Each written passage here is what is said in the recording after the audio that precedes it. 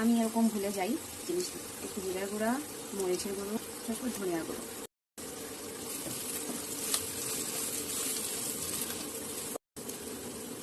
আমি এখানে ডালটা দিয়ে দিব।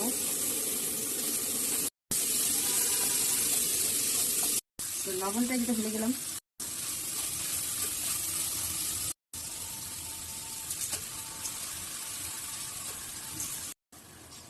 অনেক তাড়াতাড়ি এটা হয়ে যাবে, এই জন্য আমি কি করি অনেকক্ষণ বিছিয়ে রাখি। ডালটাও আমি প্রায় 4-5 ঘন্টা, অবশ্যই লাইভ দেখতে হয়।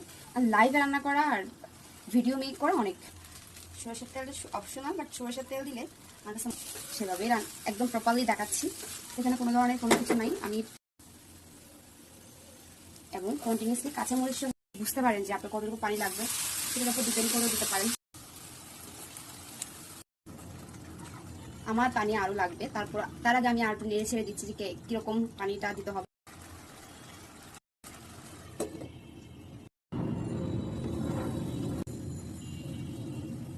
এই জন্য আমি একটু এখানে গোলাপ জল ছিটিয়ে দিই। এটা হচ্ছে আমার মাম শিখিয়েছে, একটা পলিথিন দিয়ে আমি এখানে দিয়ে দিই, খুব ভালো দমে বসবে। এবং এটা আমি 5